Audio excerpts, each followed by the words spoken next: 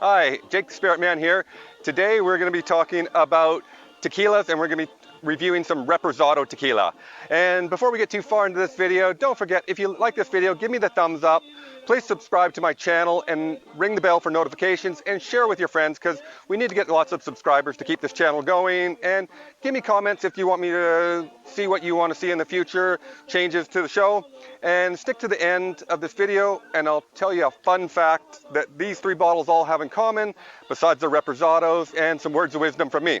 So this bottle here is a blue tequila. It's a Reposado. Make sure if you're ever buying tequila, it should say 100% agave on the front of the bottle. If it doesn't say 100% agave, it is probably a very poor product, and I wouldn't even consider it tequila, even if it might say tequila on the bottle. It has to say 100% agave. This one says it. The blue, here is the El Jimador. It says it on the front of the bottle there. And then the 1800 says it on the front of the bottle, 100% agave. So these are all three 100% agave Reposado tequilas. Now, a Reposado is, there's three categories of tequila mainly. You got your Blanco, which is an unaged bottle. It's straight off the still. It's a clear spirit. Then you got your Reposado, which is means rested, and it's aged anywhere from 3 months to 12 months in oak barrels. And then you've got your Añejos, which have been aged longer than 12 months. Now, I believe that Reposado is the hardest tequila to taste the best because it's kind of halfway between your Blanco, which is my favorite, and your Añejos, which have been really aged. Now, what happens with your Reposados is they've only been aged for a short while, so they're starting to lose that fresh, beautiful flavors of your Blanco, which has a lot of agave flavors, a lot of fruitiness. It's a beautiful spirit if you get a good bottle of Blanco, but it hasn't quite went to the Añejo. It hasn't really taken on that huge amount of oak and the flavors of the barrels that it could be aged in. So it's kind of stuck in between. So you can get a beautiful bottle of Reposado, but I find it one of the hardest ones for them to do. So here's three different bottles that we've picked today. The blue, the El Jimador, and the 1800. I've tried these two already. I have not tried the 1800 yet. So let's try these out and see what we think and compare the three and see which one's the best. So here's the blue.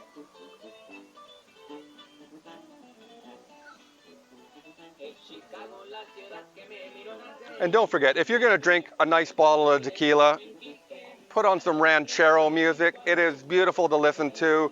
It really brings you back to Mexico. So let's try this one. It smells quite fruity and sweet, but let's see what it tastes like.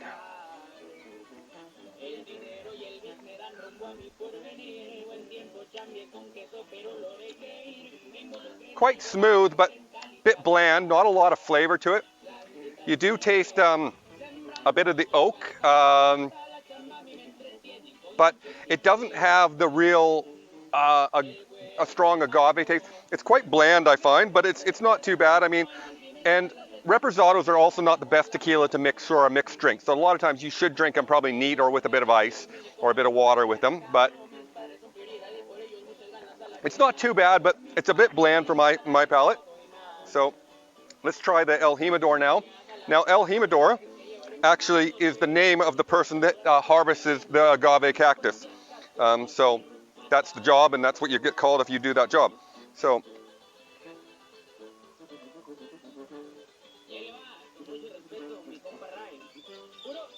So this one here, this one virtually has no smell at all. I smell nothing. So that to me is a little bit, I don't know. It usually has a bit of a smell. Now, this one here, it tastes like it's been aged in Gariana oak, which is quite a common oak that is used in Canada. And a lot of the sugars are coming across from the Gariana oak. I'm not too sure if it is aged in a Gariana oak. It tastes has that taste to it. It doesn't really taste even like a tequila almost to me. The oak is really coming across really strong. So the three main oaks that are used for aging tequila in is French oak barrels, which is quite often used, that they use for doing cognac or brandies. And so those flavors will come through over, especially in añejos. Then they'll be used in American white oak, which is quite commonly used for a lot of bourbons. So that as you age that, you'll get a bit of a bourbon flavor. But this one here, it has a really strong flavor of a Gariana oak. You're really losing the flavor of the tequila, and it's got a bit of a bite to it. So I can't say I really like this bottle. It's just not for my palate anyways, but I want to try this 1800. I do quite like the 1800 Blanco. I thought it was an amazing bottle. I'll do a review on that soon, but I was very happy with it. So let's crack this bottle open and see what we think.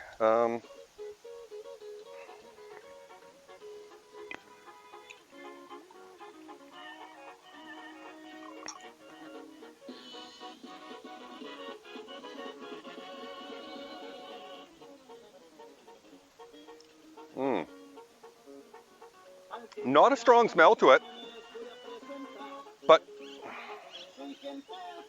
you still taste the agave in this one. It is quite smooth. The oak is not overpowering in this one. It's definitely taking on more of that oak flavor. It is a more complex one of all three of these. It's closely matched with this one, the blue. But the blue one to me is too sweet, and still the oak just doesn't taste right in this one. So I think of all three of them, I do take the 1800. I say it's the best bottle of all three. But if I still had to choose a tequila of all three of these ones, I would still take this one in the Blanco. I've tried both of these in Blancos too, and they were okay. They had a bit of a bite. But this to me is the superior bottle so far in the Reposado and the Blanco. So I think that kind of covers these bottles. Just make sure that when you go buy a bottle of tequila, make sure it says 100% agave on it. That's a very important fact. So I told you I'd tell you some words of wisdom today. Today my words of wisdom is the difference between arrogance and confidence. So if you walk into a room and you start telling everybody in the room you're the smartest person in the room, that is the definition of arrogance to my standards. If you walk into a room and you know you're the smartest person in the room and you don't tell anybody, that is confidence. But let me tell you one thing. If you're constantly going into rooms where you're the smartest person in the room, you're going into the wrong rooms too often. Anyways, those are my words of wisdom today. I told you at the end of the video I would tell you a fun fact that all these tequilas have in common. Now, all true tequilas also should have a number on them. On the back of this one, it says N-O-M, and then it's got 4 numbers. This one is 1438, and that tells you what part of the area this bottle, it is called a NOM number. Every bottle of tequila will have a NOM number on it. The N-O-M number basically means it's a product of Mexico. The NOM number tells you exactly where that product has been made in the tequila region. So, and then it has CTR, and that is basically the tequila police. Now, the tequila police basically monitor and make sure they're actually the judge, jury, and executioner if you're making a tequila product. So they monitor you, make sure you're doing everything up to code, and make sure you do things correctly. Every single one of these bottles will have that on it. Some of them are more proud than others. This one here, where is it? It is on the front there. So this one is 1119, and this one here, it will be on here somewhere. Here it is. This one is 1122. The fun fact about actually these numbers too is you can actually plug them into an app, a tequila app, and if your bottle is sold out in your liquor store and you can't get the bottle you're looking for, you can actually punch in the number from the bottle you normally buy, and it'll match you up to another number that'll give you a product of almost the same quality. So those are my fun fact about tequila today, and I hope you enjoyed this video. If you did, please give me the thumbs up. Subscribe to my channel, ring the bell for notifications for things, give me comments, let me know what you want to see in the future of Jake the Spirit Man, and don't worry, keep your stick on the ice. See you in the next video.